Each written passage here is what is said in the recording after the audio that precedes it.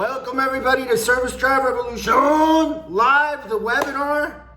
We're coming to you from the Safe House in downtown Los Angeles. This is going to be very, very, very fun. We are a family together. It's amazing how these sort of situations bring everybody together, make us a tighter community, and make us help each other, encourage that sort of behavior, which is really really special. The webcast today is going to be amazing just for the fact that the team that I have, I'm always blown away by the talent that we have here. And we were talking the other day, we've been having morning calls every morning just to kind of stay on track, and we were talking about what some of our clients are doing and just the difference in attitudes, where you get on a coaching call with one client and they're like, here's what I'm doing. And then you get on with another client and they're like, the sky is falling and they're a victim and traffic is down. And I was like, man, we need to do a webcast where we kind of share the best practices with everybody of what's working out there and how managers are actually driving traffic even though traffic is down. It's interesting for us, being in hundreds of stores all over the US and Canada, that we actually have clients that are up and then we have clients that are down. And the commonality between the ones that are up is attitude. They're going after it, they're attacking it. And as leaders, this is a time when you're really tested. You're tested to see which leader are you going to be. Are you going to be the leader that's going to sit and wait for traffic to die and wait for things to kind of fade away? Or are you going to play offense? Are you going to go after it?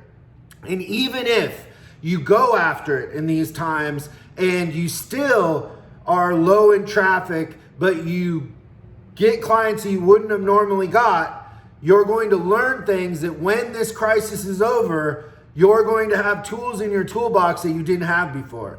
I was sharing yesterday, somebody asked me like how I'm doing, and I'm like, I love this sort of stuff. I love a crisis. And I know it's weird, but I just push into pain.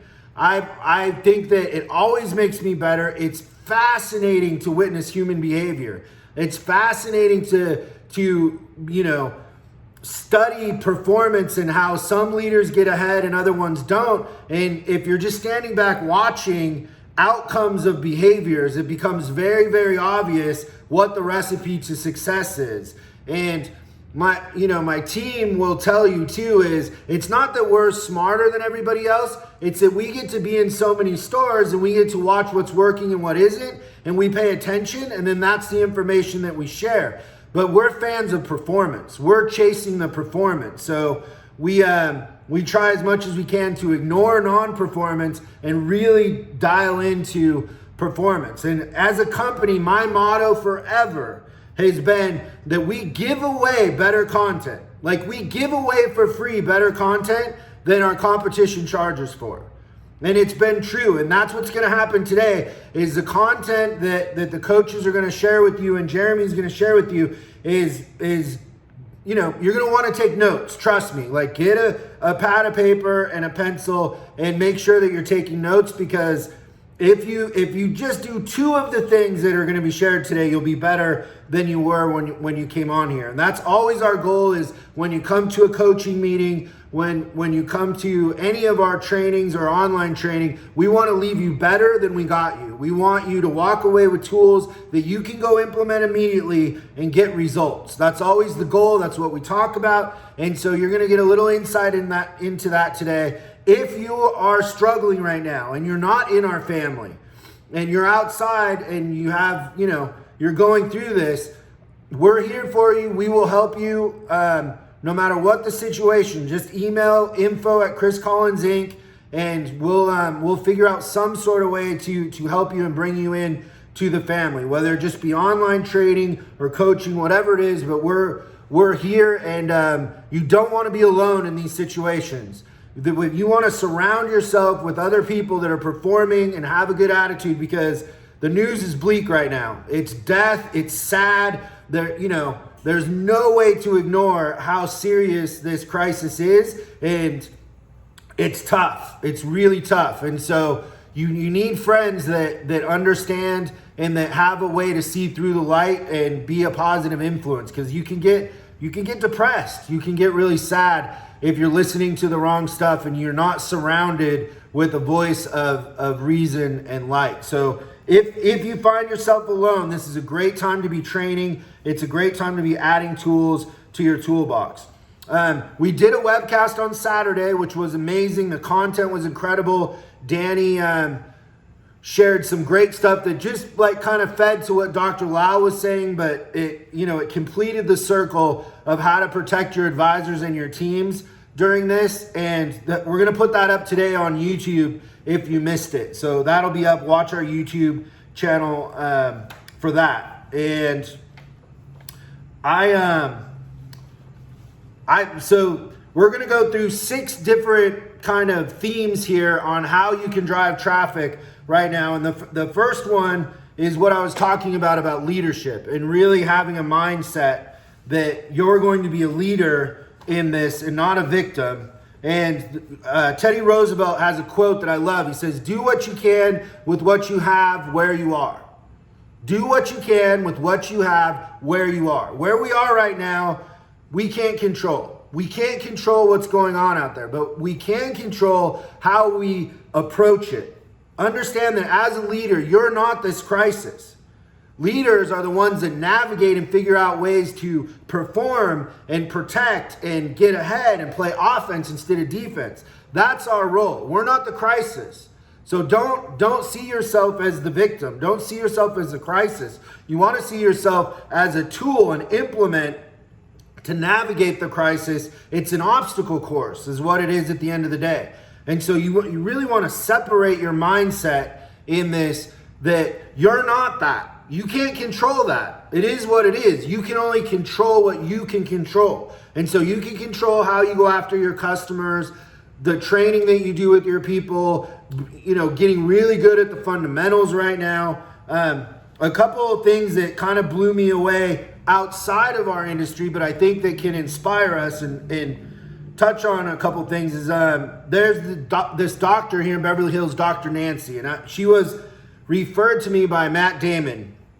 She's a nutritionist, and I was having some issues and I was swollen, and he said, I recommend, go to Dr. Nancy and see it. And so I went to her. She's unbelievable. She figured out that I'm allergic to mushrooms and eggs. And because I'm a type O negative, my blood type, the blood of God, I have the blood type where I can give blood to everybody else, but only my blood type can give blood to me. But that blood type has some weird quirks. And one of them is that I'm allergic to mushrooms. And so when I stopped eating mushrooms, it kind of stopped. And then eggs, I can only eat eggs, very, very infrequently. But she sent out an email yesterday that I just thought was amazing. And I think that everybody could adopt a tone like this in an email. So I'm not going to read it all, but Dear Chris, like all of us, I've watched with concern as the pandemic unfolds, changes life around us. Our mission at Dr. Nancy is to help you look and feel your best. And seeing illness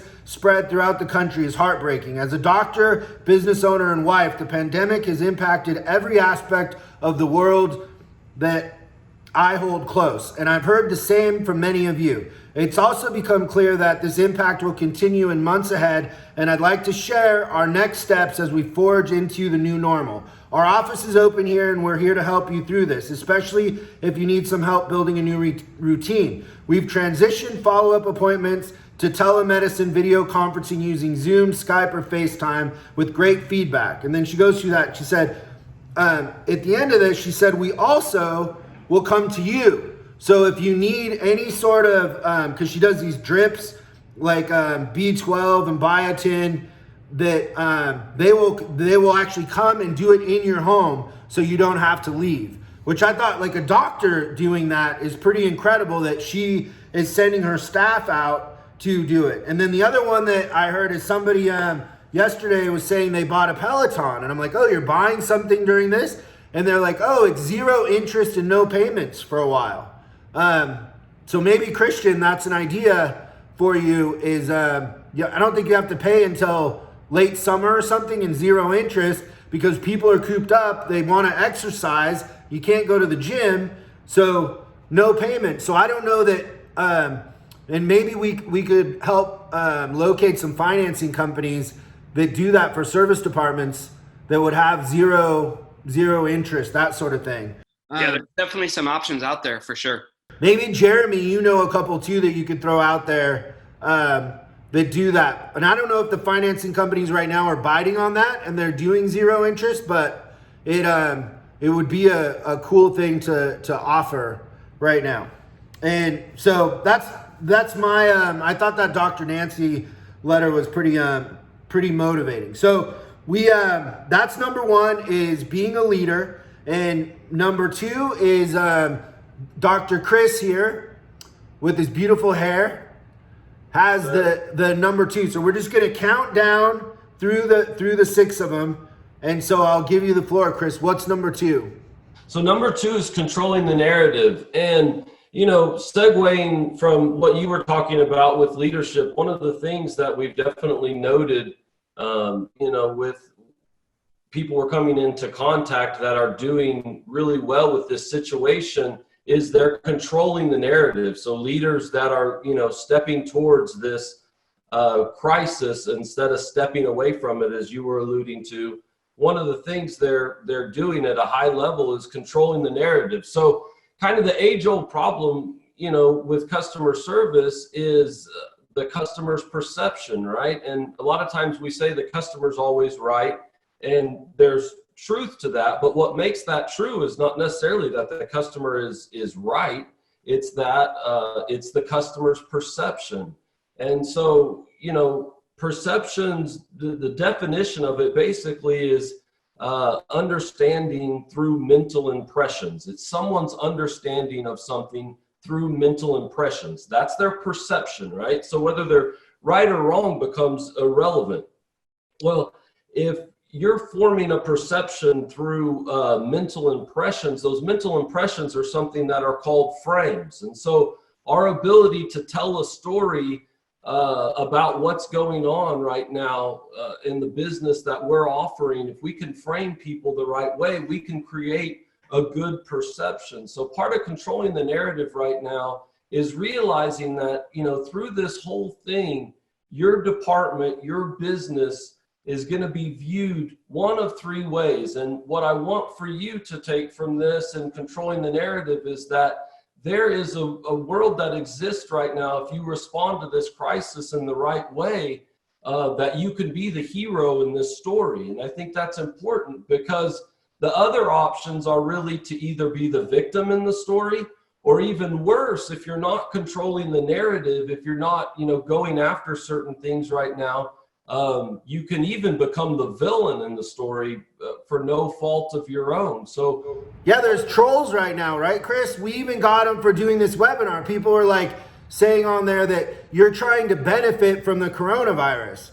And we're like, what are you talking about? We're losing tons of money during this. Like, it's a crisis. We're not benefiting. We're trying to build a community. But a lot of dealers are getting that feedback online because we're necessary and essential. That service departments, dealerships are getting flack online because we're even open and they're saying it's dangerous. We have to change the narrative to no, we're essential. We're here to help, right? Right. And those mental impressions of our customers right now, we can, you know, we can frame that and tell a different story and have a different narrative. That's exactly it. So we want to control the narrative. And why this is important to you is you could be the hero in this story and not the victim, and even more, make sure you're not the villain. And so, you know, I want to go through a couple of things that can kind of help you with that, and some tools you can use, and things I want to make sure you're doing, again, that we've seen is getting a very good response right now. So I thought it was really interesting. I was texting with one of my service managers this morning, and he had texted me this definition of crisis. And in its origin, in the Greek, crisis means to sift. And I thought that was really interesting, that it means to sift. And as it kind of made its way into more of its modern day English meaning, we get it from a German term which alludes to midlife crisis. And what that kind of means is, you know, people, the Germans had a term like we do for midlife crisis, and it was not being on the wrong side of a closing gate. So there's a gate that's closing right now, and they don't want to be stuck on the wrong side of it. I thought it was Steve buying the new Corvette and moving to Palm Springs. Exactly. So he's trying to make those decisions as to which one's best. But it couldn't be more true. And I'm not discounting, you know, the seriousness of the virus and taking precautions.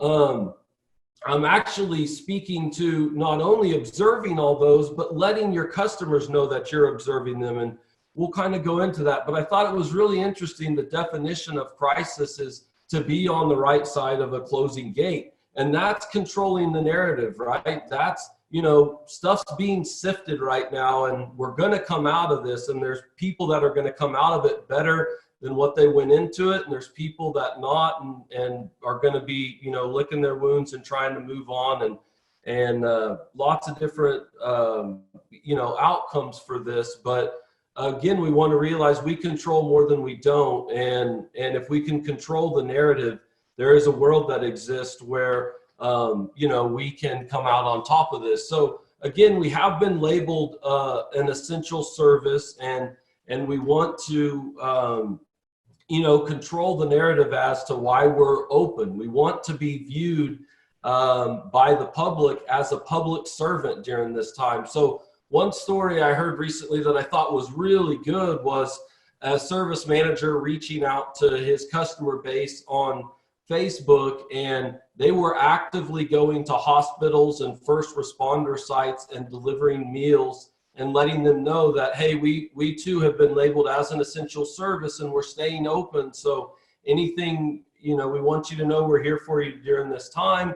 They're doing a public service by taking meals out to the hospitals and the first responders, and then letting them know that they're open, you know, to service their car and be of service any way they can as well. And by telling that story, you're controlling the narrative. You're showing them that you're open, but you know, we're in it for the right reasons. And truly, it's the best thing for our customers for us to be there for them. And we can do it in a way where we're still observing all of the correct social distancing steps and disinfecting and all of those things. But all of that, you can tell that story on social media. So one of the things that's crazy right now is on social media, likes are up by 76%. Social media usage is up by 25%. So if you're not communicating with your customers on social media right now, you're missing out. So part of controlling the narrative right now for sure is taking all of these things that you're doing and communicating them to your customers on social media. You cannot over communicate right now. Yeah. So, are you sure that social media use isn't up because of my stupid jokes? That has to be part of it, but I'm going to say it's only a portion of it. But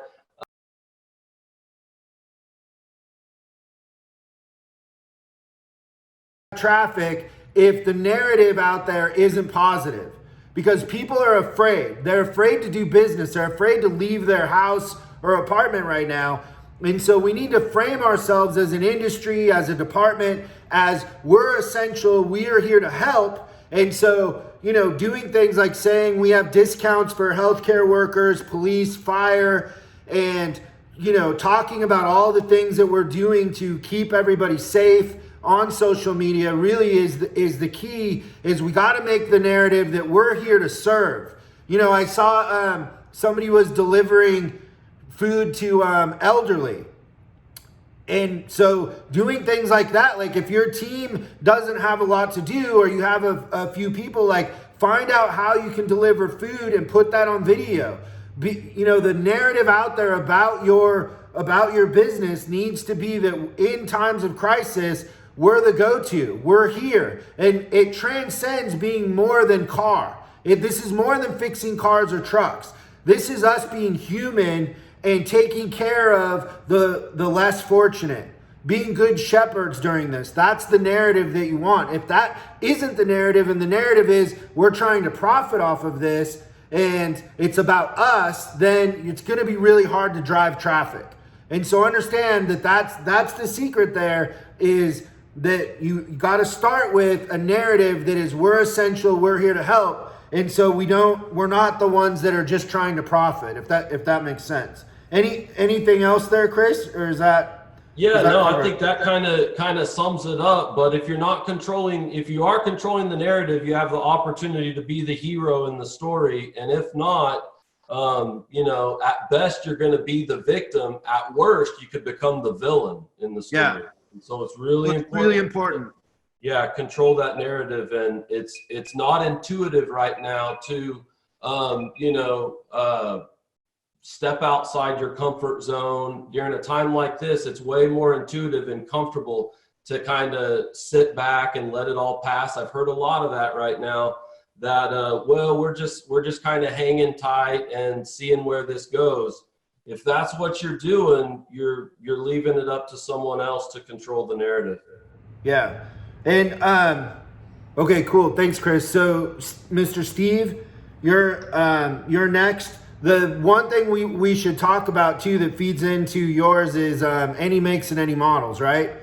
Opening up yourself, and even like the narrative of going to local hospitals and saying, hey, anything you need, oil changes, whatever, because they're still driving back and forth, but they're working 12-hour days, right?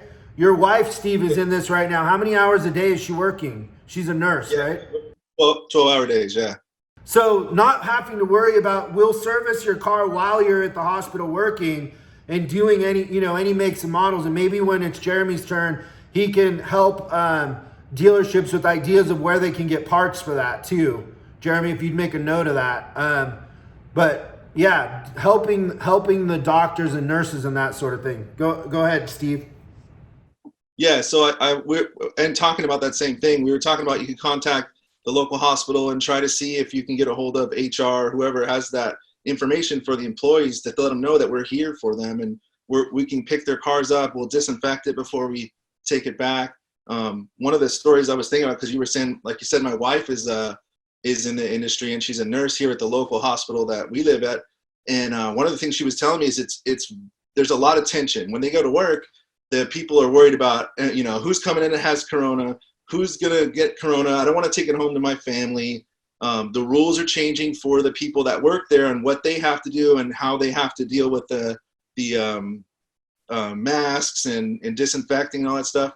And it made me think that we could be the people that are trying to help these people while they're trying to help us, right? Like they're trying to do their part and they're doing a great job, and we should thank them for that. And what could we do to try to make sure we can be the people in the car business that they don't have to worry about it for themselves? Yeah, also another part of that is giving them mats and steering wheel covers too, right? Because nurses, they just want to get in their car, go home and shower, right? Yeah, it's funny you say that, because my wife undresses before she hits the door in the garage because she's trying to take a shower before she sees any of us. And she's disinfecting her car as she gets out with Lysol or whatever she has in her car to try to make sure that none of us catch anything or get something.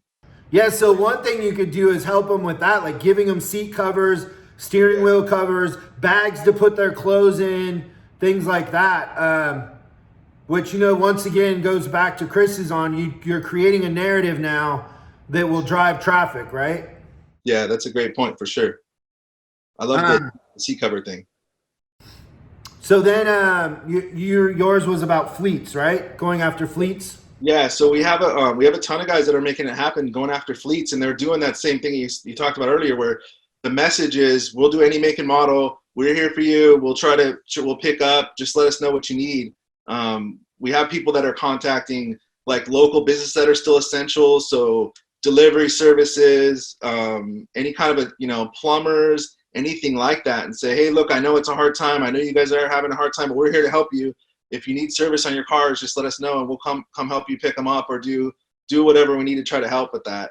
I've had other ones that they're really going after the municipalities. So police departments, cities, fire departments, and they're really getting out of the box. Like they're calling the mayor's office, they're emailing the mayor, they're saying, hey, look, we want to help the community. if you have stuff that you want us to do or you need help, please remember we're here for you. And if there's anybody else you think we should contact, please let us know. We'll be happy to do it for you. Yeah, I would put it on social media. I would say, hey, we're contacting the mayor's office, but anybody out there that needs us, police, fire, whatever it is, we're here, we'll come pick it up, whatever we can do, and then contact them and chase them, but put it out on social media too, because they might see it. Also, like we had a client that's getting work from Amazon, right? Going after their fleets. Yeah, that's the kind of stuff we're talking about, because they're all still essential and they're going to need that work. They're probably working more now, right? Yeah. All these people that work and do deliveries and that kind of thing. Yeah, I think we definitely have opportunity with that for sure. The other thing to understand here is how we can help, if you really pay attention, is in some cities now, like I think where Victor is, definitely in New York, the police and fire department are down 25% because they're sick. So their resources are dropping. So, you know, being able to pick up, drop off, coordinate, store vehicles for them, disinfecting. Like, hey, if we're just charging to disinfect cars for them, like in trucks, like we're doing something, right? Our technicians, we might need to learn a new skill or whatever, but if it's necessary and it serves the community and the bigger cause, then we need to be flexible in what we do. And then there's lists of fleet companies that you can get on that administer fleets. Those would be companies to call also, right? Yeah, I would definitely get on those where you get on. They can give you the information and they'll send you the cars and you do the estimates online, that whole thing. But yeah, that's definitely somebody we should be contacting for sure. How many corona patients are at the hospital your wife's at? I think right now there's 16. So it's still in California, it's still pretty low. Yeah, those are confirmed, but you know, it takes a while for the test to come back. So they have a ton of tests out there that they're waiting for results for. But it's crazy. Hey, Chris, I have a finishing thought on this, if you don't mind, as far as all makes and models for the dealerships. Yeah. So it's interesting because, you know, we get branded and, you know, Chris, this goes to your part as well, as far as controlling the narrative. When you look at your business identity, and what I've seen is a couple things. I had a local Volkswagen dealer that I bought a personal car from. And then I had a customer who blew an engine and she needed to buy another car. And I had the model picked out, the stock number, everything. And last week I called and they said, no, we can't sell you a car. We're closed. And even though I know we have to be safe and we have to keep distance and stuff, why can't they sell a car right now? I mean, there's got to be a way to do that. And if you have a sales offices closed sign on your doors at a dealership, you're taking all those leads and you're just basically slamming the door shut. So Chris, it's a great, you know, lead in to control the narrative. We're open. We're ready to help. Let's do all that. And then on the other side of that, what I've seen is I've seen a lot of European shops, specialty shops, and dealerships that are, you know, sending out a blast that says, hey, we will service all makes and models. And from a consumer standpoint, my mind goes to, okay, you guys are desperate now. So what I want to help you guys do is understand this. Look at the client mind. When you send this thing out and you go from being a specialist and you flip it to, hey, now we're open to all makes and models, you don't want it to come across as more of a desperation because we need car count. So one of the things that you could do, and I went over to our local Dodge dealership and picked up a car yesterday actually, and you know, there's no conversation. That's kind of what I'm going to get into a little bit later on, is that car delivery is the moment to start to ask for these referrals and get things going.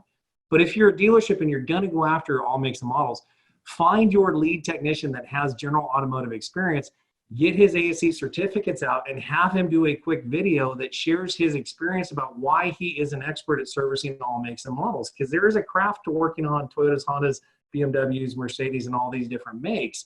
Let's get your personality out. And like Chris said, control that narrative. And then to Steve's point, if you are going to open it up to all makes and models, it's not just on a sign out there and saying you do it, show them how you do it.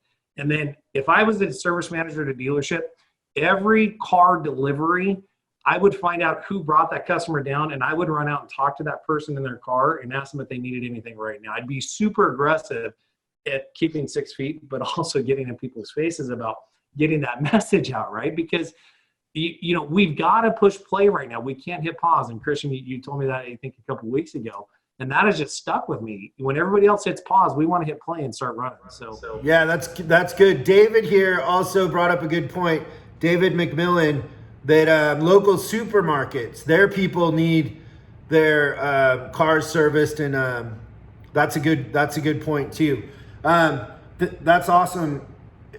And the thing too, I would say about your techs, if they don't want to work on all makes and all models, I always use this analogy. I'm like, hey, if your wife's car needs something on it, what do? And they're like, oh yeah. They'll do brakes on their wife's Toyota or whatever, but for some reason they get all dumb and they forget how to work on a car if it isn't a BMW or whatever. It's ridiculous. Yeah, and most dealerships have a used car department. They've got a great used car technician, so they've already got that built in there, right? It's all mental. It's just it's excuses. Anything else, Steve? Wrapping up.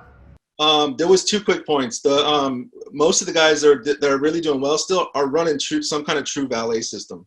So they have either they have people that are support people that are going and picking up cars and delivering cars, but they're really focused on it.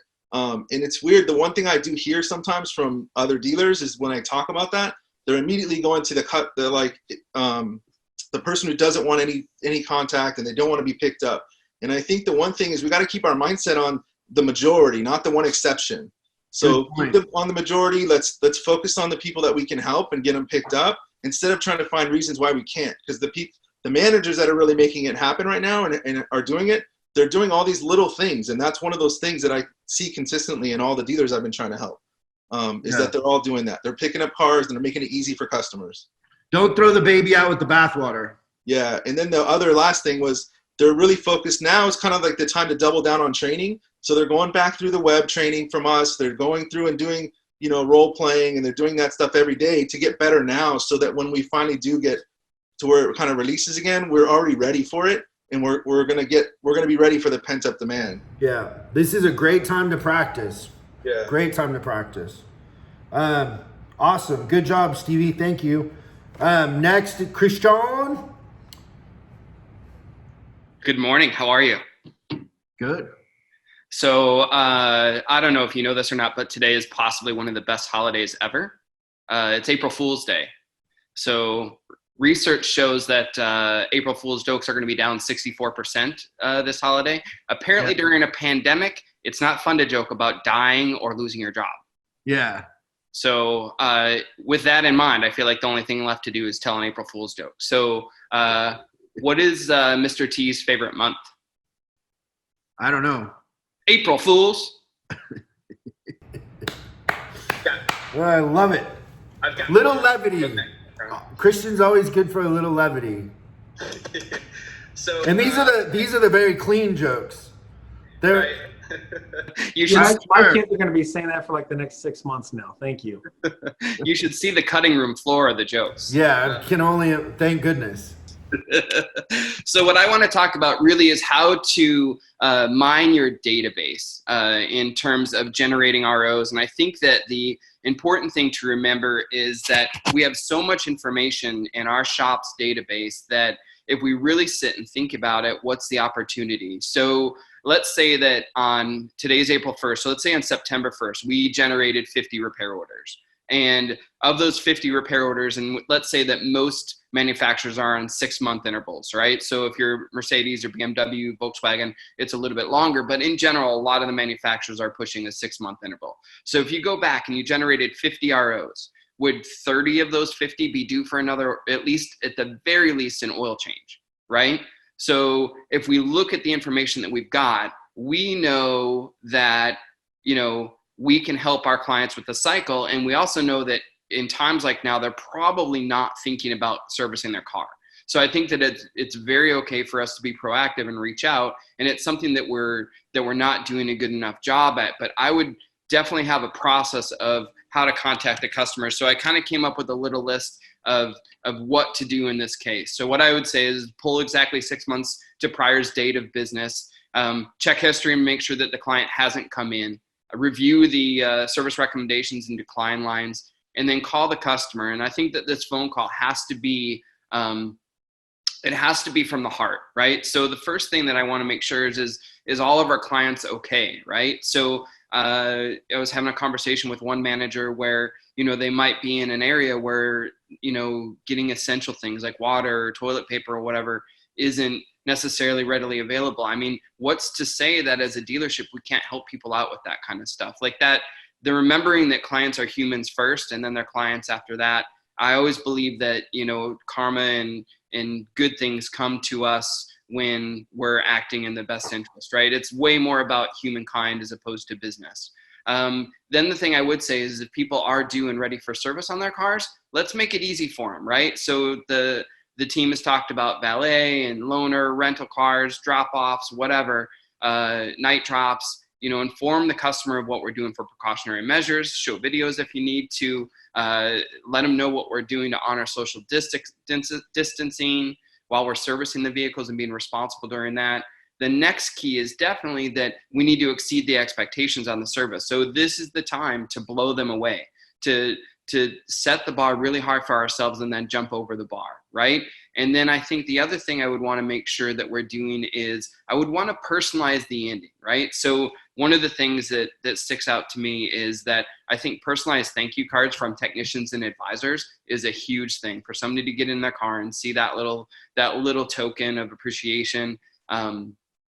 And that we really actually care about the client and everything like that. And just make sure that we're letting the customer know that we're there and not only are we operating at normal, we're trying to go above and beyond what we typically do, right?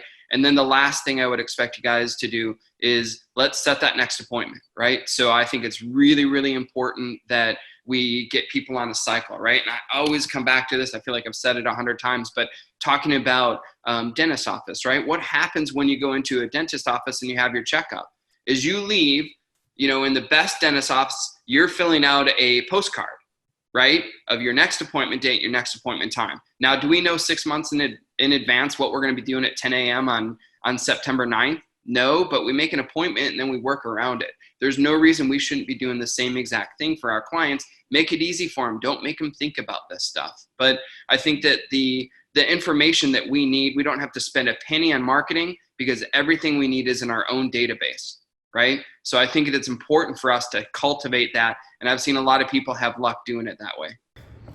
Yeah, that's good. Any other jokes? Oh gosh. I was going to tell you about this, another pickup line that worked really, really well. So you know how there's no I in team? Yeah. Can't have virus without you and I. Oh. Yeah. So that one, just to let you know, I'm scheduling out a little bit. I've got a New Year's date from that one in 2022. That's awesome. Yeah. So the thing there, you guys, is customers are still due for service, right? But this is going to make them forget about that. So saying who's due this month that normally would have come in that we serviced 7 months ago or 9 months ago or whatever the intervals are for the cars, and let's go to our database and let's touch them. And like Christian said, touch them with sincerity. How are you? Is everything okay? I know you probably aren't thinking about coming in, but your car's probably just sitting in the garage. Let us come get it, service it, and bring it back. And so going after, all the information's there for you. You just got to mine it. That's all you have to do. Somebody was saying, Mike Hermlin was saying, my GM wants to know if you don't have the staff for pickup and delivery, how does it make sense to pick up and deliver maintenance? We have a strong advisor team that is running over 125 in RO. Advice. First of all, 125 in RO isn't strong. Second of all, go back and listen to the Brian Benstock episode of SDR where he talks about he's averaging 600 and something a ticket by going and picking up the cars. We got to change in these times. Like you're still trying to run things like they were 3 months ago. We're in a crisis. So you can't use the same structure and system to get ahead right now. You got to be nimble. And so maybe people that you had fixing cars on the quick lube or whatever, they need to go pick up cars. Maybe you need to use Uber. There's a lot of different things that you can do, but you have to change your business model. You're saying, well, that doesn't work inside my business model. What do I do? Change the model. Change our thinking and change the model. That's the secret. If you go and pick up cars, your average will be higher than 125. I guarantee it. If you pick up in the next month, if you pick up 100 cars and you run the average on it, I'll bet you money it's over $200 easy, because the car's sitting there. They don't want to bring it back. They don't want to drive in. And, you know, the other thing to keep in mind, you guys, is the people aren't buying new cars right now. Cars are getting older. So that if the average car was 11.8 years on the road, it'll be over 12 when this crisis is over. Those cars, you know, Jeremy was saying that he was trying to send deals to dealerships and nobody will sell a car. Well, guess what? They're going to have to fix the car they have then, right? And so they're going to spend a bunch of money on a car that isn't worth it, but now they're going to be vested in that car. And so, you know, you got to change the system more than anything else. Steve Lacey here says, we are teaming up with other dealerships to get our makes and sell to get the VIN numbers for recalls. Yeah, that's something we're going to talk about in a minute. Everybody's worried about you, Steve, that you're having a midlife crisis. That was just a joke. That was it. Steve is the joke in that is that Steve's probably the last person that would have a midlife crisis. Christian would, Vicky would, Jeremy definitely would, Hoagie would, but Steve's kind of our rock. Christian just bought a Tesla, didn't he? I'm still in the middle of mine. Yeah, I don't know that a Tesla is a midlife crisis. It's an environmentally conscious crisis. Yeah. Okay, cool. Vicster, you're next, and somebody teed you up, right, with recalls. Yeah, thank you so much. So I just wanted to talk about a couple things that we know we should be doing, and maybe we think we even more so don't have time to do. But just a reminder out there. First thing I want to do is talk about recalls. So it's perceived as a negative to have the recalls coming in. And one thing I always find interesting was when I'm reviewing a missed opportunities report with a service manager, I can tell just by looking at the report which reporter was a recall, because there's nothing recommended whatsoever on that. So just remember, when we have these people coming in the door, maybe they haven't come in for a while, and we want to treat them as a welcome guest. We want to pet the dog as much as possible, even if it's a virtual pet the dog.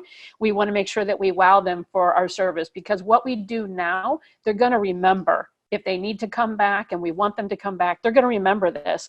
We also want to make sure that, you know, if maybe they haven't been into a dealership or another place to get their car worked on for a while, but we don't want to shear the sheep when we do the MPI.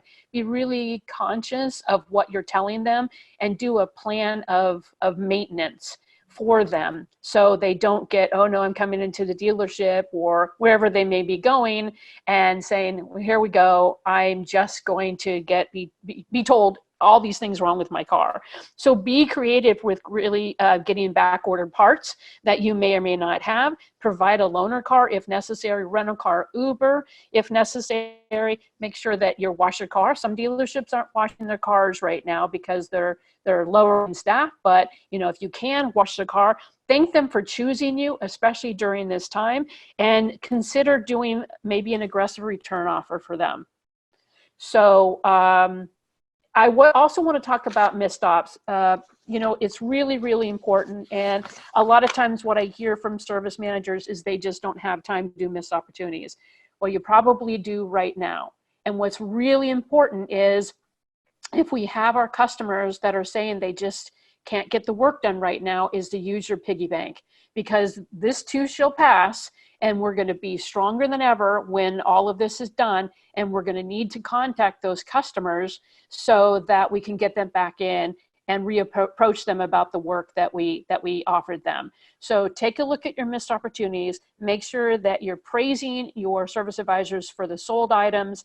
If there's decline items, making sure that they're putting the declines on the repair order so that you can track them, making sure that they're using the piggy banks. And on those neglecteds, those are the ones that are really bad out there because they're very hard to track. So what I've been telling people, especially now, is do a live missed ops in your driveway. And what that means is, with the service manager in the driveway, every time that a service advisor may receive a decline from a customer, they have to go to the service manager before that customer leaves and do a diagnostic. Why are they declining the work? Is it due to price? Is it due to time? Maybe they're a waiter. Is it due to they don't understand what's needed? Maybe it was the poor presentation from the service advisor. And it also ensures that service advisor is in fact presenting to the customer, because they're coming to you and you're having to sign off that decline line. Now that doesn't make up for the missed ops because you still have to get the neglected, but you could do it right there. This is also a good time where if you have one service advisor that's getting a lot of declines, maybe on a specific service, bring them into your office and just go over it. Do some coaching, do some role playing, call the customer together, listen to how the service advisor is presenting. Are they using the sales tactics or the presentations like we talk about in the service advisor training? So the live missed stops, it's not where you're going to be sitting down behind your desk. You're in the driveway, you're with the service advisors, and you're going to be able to get a tone and a diagnosis of what's going on out there with your customers. Yeah, it's good. This is, too, Victor, like this shows our weaknesses, right? If we're not doing piggy banks, we're not tracking declines, and you tell the advisors, hey, come in with your logbook, let's go over your piggy bank, and it's blank. What we did 2 months ago, let's say that there's a nurse or a doctor or somebody who declined something, and now they're going back and forth to work, and the last thing they want to worry about is that issue, So I had a client yesterday that told me that it's considered a neglect from him if the service advisor does not have an estimate on that repair order. That tells him they weren't serious about giving the offer. And I thought that was a really fantastic idea. Yeah, they didn't even try. Love this. Bill Dolan says, all hands on deck, sales, parts, and service riders, go get cars. Yeah, we got to change our thinking during this. It's a great time to experiment and learn new things. Somebody asked, this is for you, Hoagie, what were the stats? Will says, what were those stats on social media again? So social media usage as a whole is up 25%, and then likes on social media are up 76%. So, people are spending a lot. If you already think about how much time people normally spend on social media, for that to be up 25% is just crazy, because I already feel like everybody already has their phone in front of them all the time anyway. And then, likes. So what they're saying about the likes being up is that the messages that are on there, people are taking time to stop and read messages that they otherwise normally would not.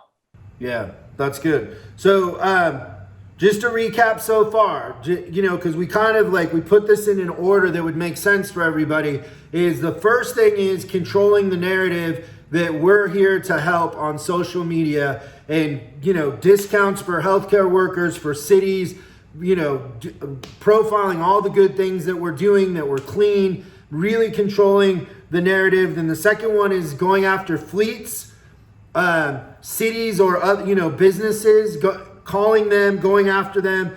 Christian talked about mining the data, going into your database and customers that would be due now, calling them, making friends, pulling them in, going and picking it up. Victor talked about recalls and missed opportunities. And then Jeremy, you're next. All right. Can you guys hear me okay? Yeah. Yeah, man, I've got like 2 pages of notes here. I've got so many things that we're going to change here. Okay, so Christian, you talked about thank you notes in the car when the car's ready, right? Yep. Okay, so what I want everybody to think about is this. We leave an emotional impact on our client when they leave. And when they pick up that car and they're going to it and they're driving out of our driveway, that's when that's the peak of their emotional experience with us. And every hour after that, it kind of drops down. So one thing that we do, I love having your text and the advisor do that thank you card in the car. That's awesome. Precisely 24 hours after the car leaves, we send a thank you text, because the text is easy. It's just a quick little reminder to say, hey, you're awesome. We think you and your car are awesome. Thanks for choosing Freedom Auto Repair. Welcome to the family. And then what we do is I love breaking the mold. Within 2 days, we send out a handwritten thank you note from the business here that's personally addressed. It looks horrible. It looks like a 5-year-old wrote it, which is great. That's me. Yeah, you did that. Yes, sir. I like doing cards that have really positive emotions to them, right? Like that balloon just puts a smile on your face. Like if you're really grumpy and this doesn't smile, put a smile on your face. I don't know, go to China or something. If this card doesn't make you feel awesome, then, come on, you're awesome. Thank you. This is just a way to break the mold. And then you just thank you and all these things. But now what's inside is the magic. our first-time customers get a wonderful little emotional thank you. It's a Starbucks gift card. And, you know, Starbucks is absolutely wonderful because they make people feel good. Let's face it, we're all addicted to sugar and caffeine. And when you go through Starbucks and you slurp down the 5,000 calorie drink, your blood sugar spikes and you immediately feel better. So I want to be tied into that drug. And I do that by giving them a quick thank you card. It's, you know, $5, it's a cup of coffee, and it's part of the thank you card. Then we write something personal. This is all handwritten and it's signed. There's no offer, there's no discount. This isn't about business. This is a personal, heartfelt thank you that goes out to every single customer. I don't even put the business card in it. It's just, they're going to know who it came from. You know, for instance, Christian, if you dropped your car off, it says, thank you for bringing your Mini Cooper to us for service. We love working with great people and horrible cars like yours. Happy motoring. Welcome. I didn't say horrible. Great cars, right? You know, have a little fun. You can see my sarcasm coming out there. But you want to personalize the note just a little bit. So this is kind of the icing on the cake that just makes them feel, and think about it, he's going to get this 4, 5, 6, 2 weeks, days, and then maybe 2 weeks later. It's just that little emotional response that ties them back down to nobody in the auto repair business probably has ever done this for them. And you want to separate your shop. You want to get more 5-star reviews. Invest $3 to $5 to $10 on this for first-time customers, and you watch how your 5-star reviews will literally explode. And you can decrease your marketing budget because you'll get word-of-mouth business with it. So handwritten thank you notes after the car's gone. Send these out to your repeat customers. I'm going to give you a word of caution, though. If you start this, continue it. Don't make it tied into the size of the repair order. In other words, I don't want customers to feel that I only say thank you when they spend $4,000 with us. Does that make sense to everybody? So you're going to do this consistently, and you've got to do it. It takes about 15 minutes a day to do it. So that's my tip on handwritten thank you notes. The second point is really card delivery is where everything's at. So Christian also talked about setting that next appointment. Let me give you guys a quick tip. Christian, can I borrow you for a quick role play? One of my favorite things in the world to do. Awesome. So this isn't going to be as exciting as you're used to.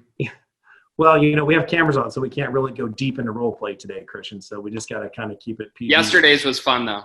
I'm still sore from that one. Yes, sir. Quick question. Okay, so let me set the stage here. You guys are taking me off track here. Christian's picking up his Mini Cooper. Now, we did a big repair, and his next service is going to be due in 6 months. So I've done all the car delivery stuff. The paperwork's done. This is kind of the last thing. So, hey, Christian, real quick, your next service is going to be due 6 months from now. Do you have your cell phone with you? Go ahead and pull it out. Okay, I've got it. Okay, open up your calendar. Hold on, I'm a little bit, okay, got it. Okay, so we're looking at the first week of October. That's October 2nd through the 5th. Which day is better for you? Would you believe there's nothing on my schedule for that week, so I'm pretty I know. Pick a day. What day do you want to come back in? Let's do Tuesday.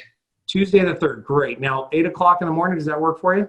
Yeah, definitely. Okay, I'll have a loaner card ready for you. I've got you in my system. We are now in your system, and check this out. You just trumped every single appointment in that customer's life because you got where?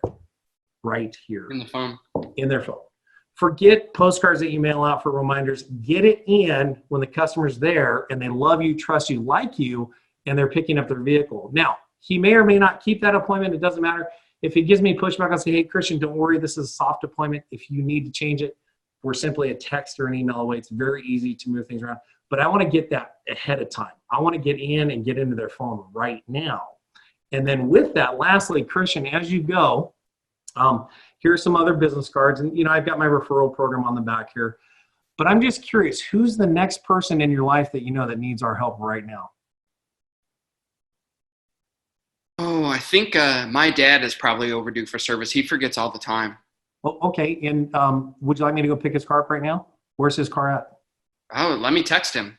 Perfect. And if I've got him in my system, I just go in and open a repair order, and I will send a tow truck out. I will do whatever I need to do to get that car in. But check this out.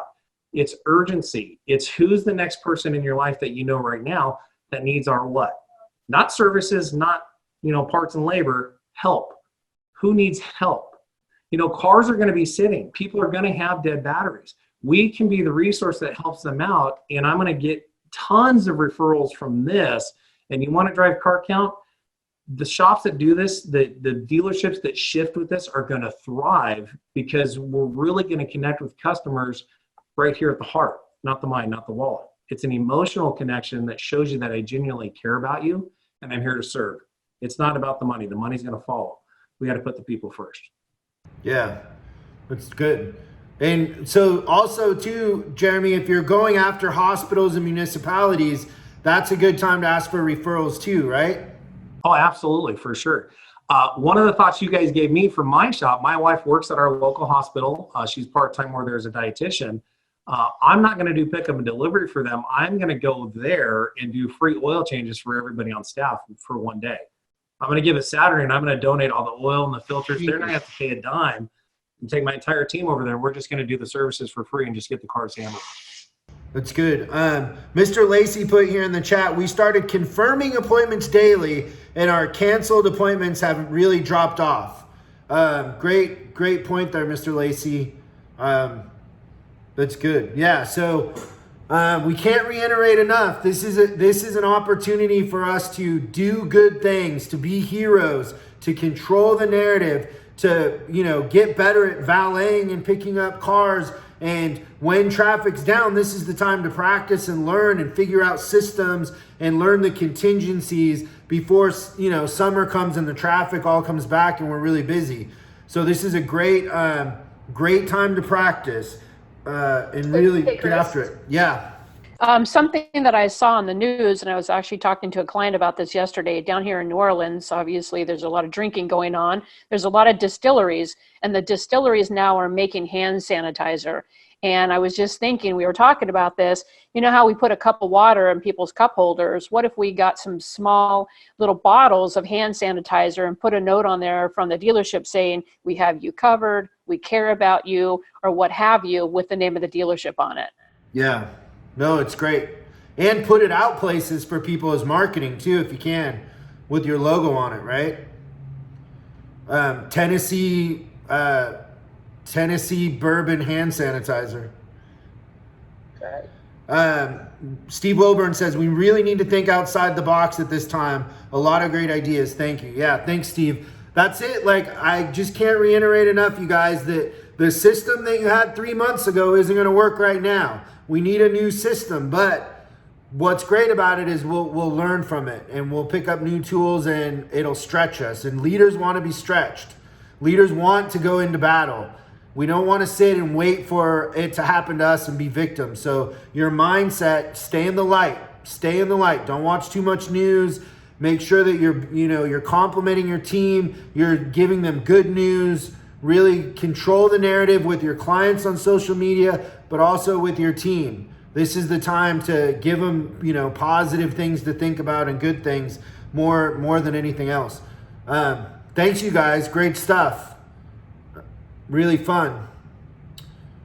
Thanks, Jeremy. What does this sign say behind you, Jeremy?